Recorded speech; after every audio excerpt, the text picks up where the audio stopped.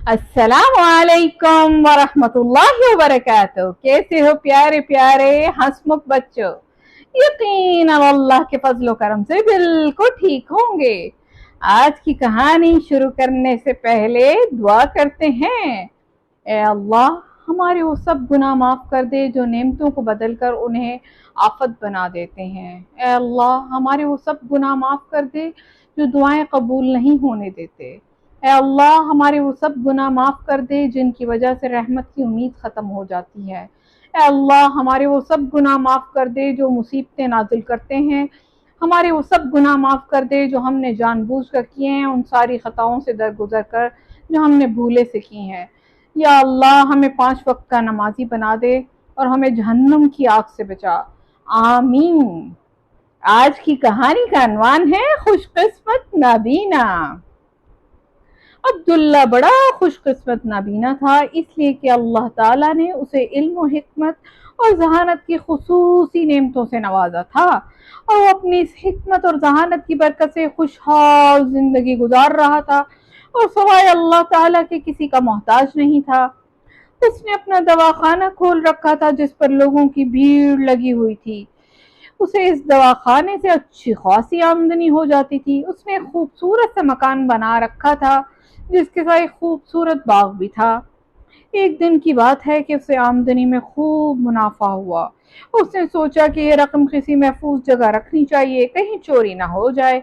इसलिए सोचकर रात के वक्त चुपके से अपनी लाठी जमीन पर टेकते हुए बाग में आया और अपने कानों से दूसरों की मौजूदगी का एहसास करने लगा। तो जब किसी किस्म की आवाज उसके कानों में सुनाई न दी तो उसे इत्मीनान हो गया कि कोई नहीं है। चुनाचा उसने बाग में एक दरख्त की जड़ में घड़ा खोद कर माल छुपा दिया और जाकर सो गया। कुछ दिनों के बाद जब उसे रकम की जरूरत पड़ी और उस जगह रात के वक्त उसे निकालने आया तो वह रकम उसे ना मिली। उसने समझ लिया इस रात किसी चोर ने उसे देख लिया है और रकम चुरा ली है। वो सोचने लगा किसने देखा होगा। उसके जहन में यही आया कि हो ना हो ये हरकत इसके पड़ोसी की है, क्योंकि वो ठीक आदमी नहीं और उसकी दीवार भी मेरी दीवार से मिली हुई है। ये जहन में आते ही वो इस वक्त तो जाकर सो गया और सुबह के वक्त अपने पड़ोसी के पास गया और उससे कहा, मैं आपसे एक बड़े मामले में मशवरा करना चाहता हूँ और पड़ोसी से ज्यादा मशवरा देने का कोई अहल नहीं। पड़ोसी ने कहा, जरूर जरूर कि आप बताइए क्या मामला है, आप मशवरे में मुझे खैर खवा पाएंगे। अब्दुल्ला ने कहा, मेरे पास खासी रकम जमा हो गई है। मैं सोच रहा हूँ कि इसे किसी के पास इमानत रखवा दूं या फिर इसे कहीं छुपा दूं। आप बताइए मैं क्या करूं। पड़ोसी ने लालच में आकर मशवरा दिया कि ना ना ना, ये रकम किसी के पास अमानत ना रखवाना, क्या पता वो खर्च कर दें और आपकी रकम जाया हो जाए। इसलिए बेहतर है कि आप इसे कहीं छुपा दें और किसी को ना बताएं। अब्दुल्ला ने ये सुनकर कहा, अल्लाह आपको इसका जजा दे, इंशाअल्लाह ताला मैं इसे अपनी पुरानी रकम के साथ छुपा दूंगा। पड़ोसी ने जब ये सुना तो उसके मुंह में पानी आ गया। अब्दुल्ला के जाने के बाद इसने वो रकम जो चुराई थी फौरन बाग में पहुंचकर उसी जगह छुपा दी ताकि अब्दुल्ला को पता न चले कि मेरी पुरानी रकम चोरी हो गई है। हालांकि अब्दुल्ला को तो पता चल चुका था। चुनाचा पड़ोसी रकम उसी जगह छुपाकर उसी जगह के करीब छुप कर बैठ गया। थोड़ी देर गुजरी थी कि अब्दुल्ला अपनी लाठी जमीन पर मारता हुआ वहां आया और अपनी रकम मौजूद पाकर निकाली और इत्मीनान से घर जाकर सो गया।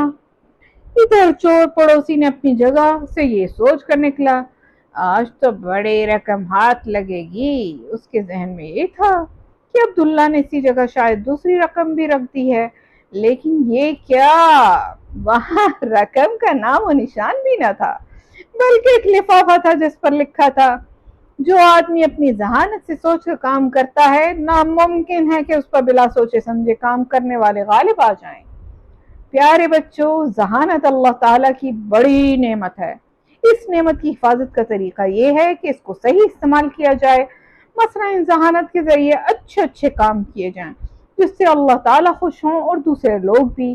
اسی طرح ساتھیوں کی مدد کرنے کے بعد نئے طریقے سوچے جائیں، اگر ذہانت کا استعمال غلط ہوگا تو یہ نعمت بھی چھین لی جائے گی اور رسوائی الگ ہوگی۔